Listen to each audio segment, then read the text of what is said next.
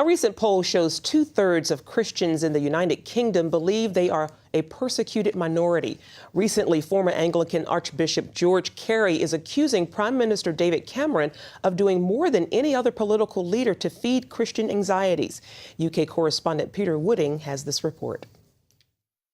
Prime Minister David Cameron's support for gay marriage, along with a growing number of discrimination cases against Christians in the workplace, had led former Archbishop of Canterbury Lord Carey to accuse the PM of betraying Christians. Lord Carey's article in the Daily Mail accused the government of aiding and abetting discrimination against Christians and said many doubted David Cameron's sincerity in pledging to protect their freedoms. Yes, I was very keen to make a very clear statement about what I regard as the duplicity of the Prime Minister in saying wonderful words about the Christian church and what the leaders are doing, but the actions of his government go in a completely different direction. He cites a number of cases where the government has discriminated against Christians in the workplace. Christians are being discriminated against and some are losing their jobs. Therefore, I think we've really got to stand up for our faith today, whether in America or in Britain, elsewhere. I've often said, if you behave like a doormat, don't be surprised if people treat you like one.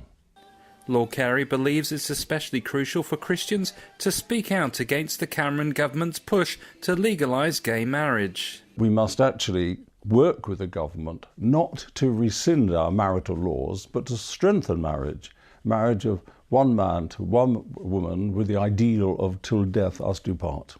However, he made it clear he does not believe Christians in the West are persecuted, and he does not believe the PM has an anti-Christian agenda.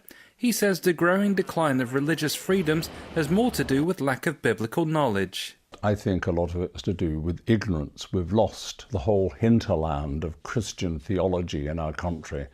And so people can confuse marriage with just being nice to one another. And if one man loves another man, then that is the equal of marriage, which of course it's not. We're inheriting now a heritage of neglect of the Bible. And I think it's a challenge to the churches to get back to scriptural teaching. Yet he believes that while Christians must speak out, they must be careful in how they communicate their message. Don't really take anything for granted. Don't let people get away with it, argue. But the second and most important thing is get the tone right. Speak with gentleness. Speak in the truth and love. Be courteous to others. So as Lord Carey sends out this challenge to UK churches to bring their voices before government, the question remains, will David Cameron listen and bring this nation back to godly values? Peter Wooding for CBN News, London, England.